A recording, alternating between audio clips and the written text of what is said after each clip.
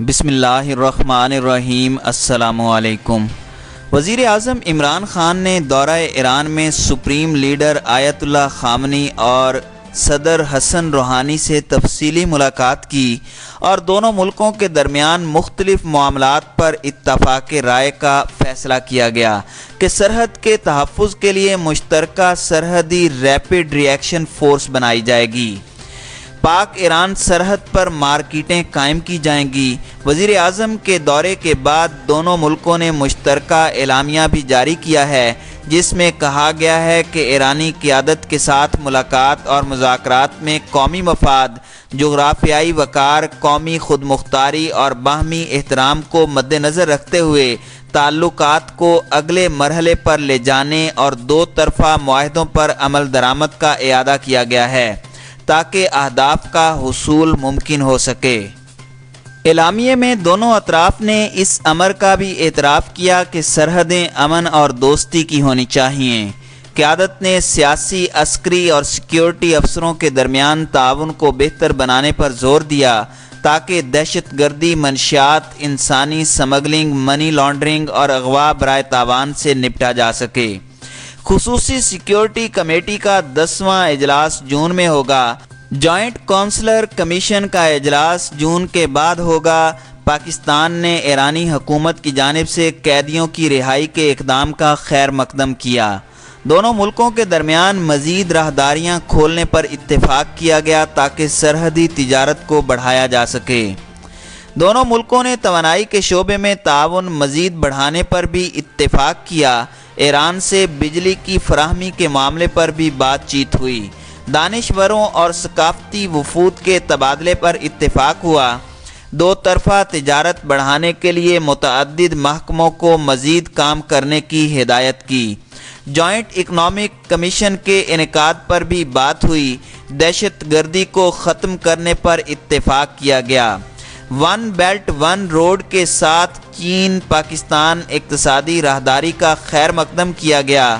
دونوں ملکوں نے کشمیر کے معاملے کا پرامن حل کا اعادہ کیا اور اقوام متحدہ کی قراردادوں کے مطابق مسئلے کے حل کا مطالبہ کیا۔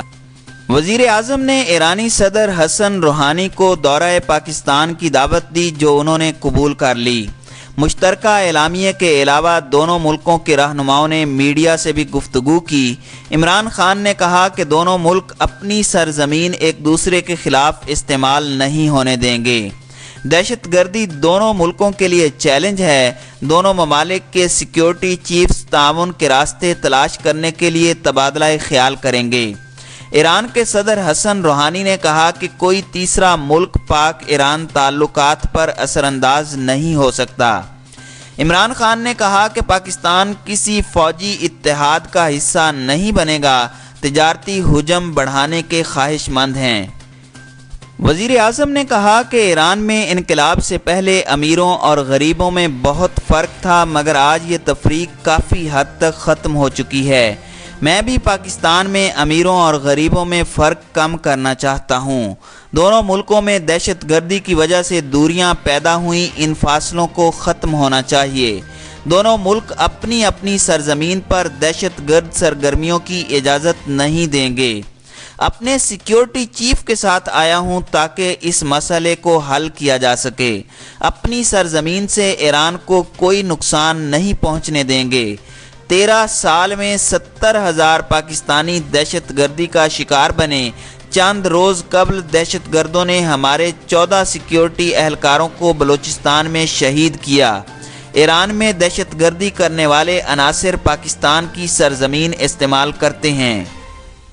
پاکستانی حکومت پہلی بار تمام دہشت گرد گروپوں کا خاتمہ کر رہی ہے۔ یہ کسی بیرونی دباؤ کے تحت نہیں کر رہے، بلکہ سیاسی قیادت نے اتفاق رائے سے فیصلہ کیا ہے کہ اپنی سرزمین کسی کے خلاف استعمال کرنے نہیں دیں گے۔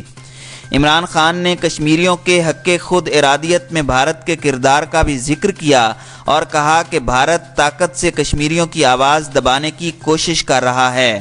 70,000 کشمیری اس جدوجہد میں شہید ہو چکے ہیں۔ مسئلہ کشمیر طاقت سے نہیں، مذاکرات سے حل ہوگا۔ ایرانی صدر نے کہا کہ عمران خان کے ساتھ تعمیری بات چیت ہوئی ہے، دونوں ممالک تعلقات مستحکم بنانے کے لیے پرعزم ہیں۔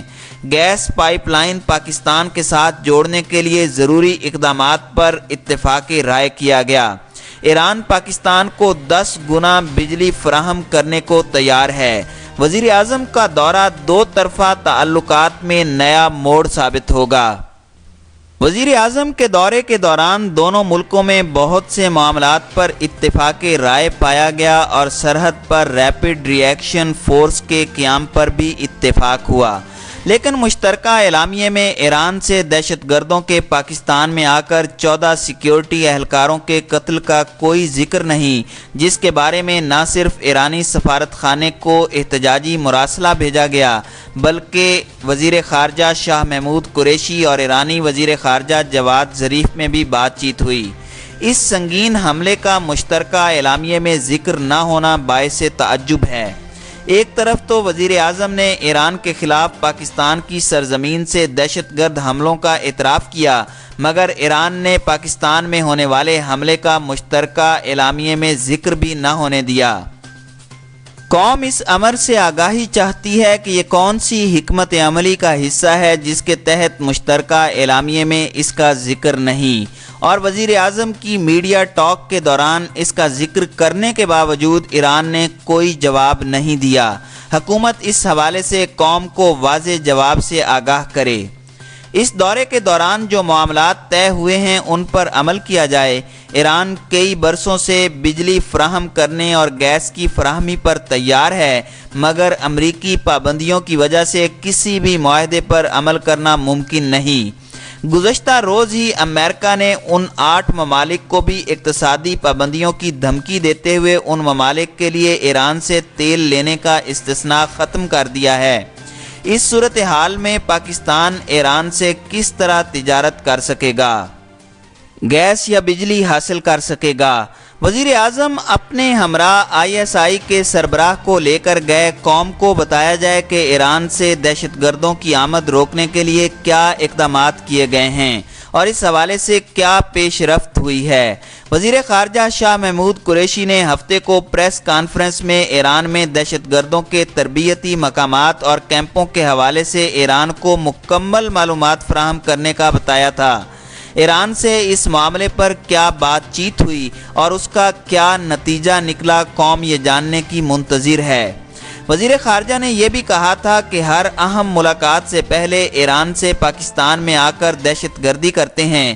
پاکستان کے وزیر اعظم نے دورے میں ایرانی قیادت سے طویل ملاقات کی ہے، مگر دہشت گرد جو ایران سے پاکستان میں آتے ہیں اس حوالے سے واضح بات سامنے نہیں آئی۔ قوم توقع رکھتی ہے کہ حکومت اس حوالے سے ہونے والی پیش رفت پر قوم کو اعتماد میں لے گی تاکہ پاکستان میں دہشت گردی سے ہونے والے نقصانات سے ملک کو محفوظ رکھنے کے بارے میں ان کو اطمینان ہو سکے۔